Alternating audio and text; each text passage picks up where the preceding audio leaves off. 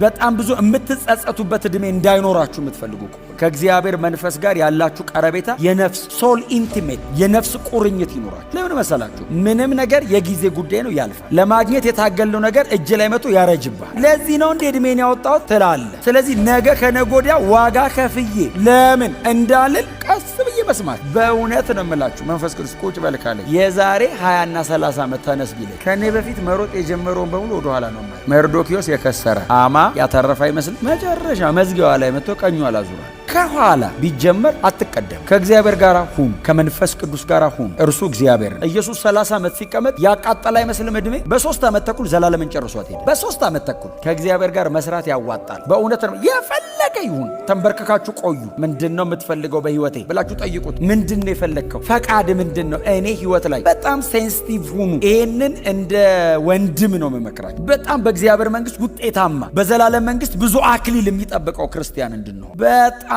ቀረቡት። መንፈስ ቅዱስ አዳምጡት። ምንድነው የምትፈልገው? እኔ ወድሃለሁ።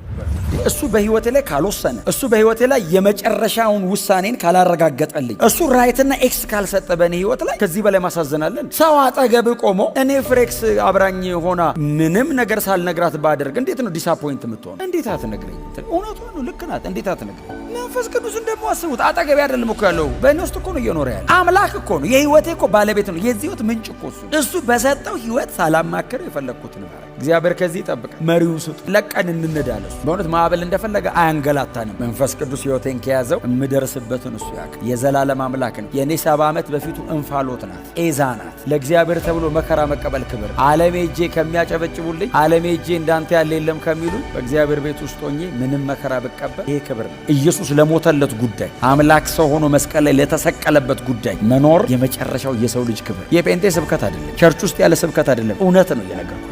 እውነት ትሩዝ ለእግዚአብሔር መኖርን የሚያክል ክብር። መከራ እንደ ክብር ተቆጥሮ ምስጋና ፕሮግራም ተዘጋጀበት። ጀርባዬ ተተልትሏል ኑና መስግን ብሎ ጴጥሮስ ገርፈውን ይለቀቋቸው። አይ ለወንጌል ሲሆን ክብር ነው። ለወንጌል ካልሆነ ልክ አይደል። በምንም አይነት መንገድ ዋጋ ተከፈለ። ለወንጌል ከሆነስ ይገባዋል። ኢየሱስ ለኔ አደባባይ ላይ እርቃኑን ደረቅ እንጨት ላይ ተሰቅሎ ደሙ ተንጠባጥቦ አልቆ ቆዳው አጥንቱ ላይ ተለጥፎ ሲስኮሲስ ዲሃይድሬን ሆኖ ተጠማው እያለ ከጮኸ እሱ እኔን ለማዳን እንዲህ መሆን አለብኝ ካለ እሱን ለመስበክ ምንስ በው ኃጢአተኛና ወንበዴውን ሰው በቤቱ በደሙ ቀድሶ ልጄ ነህ ብሎ አቁሞ የቅዱሱ አምላክ እኮ ተዋርዷል። ለኔማ ክብር ነው።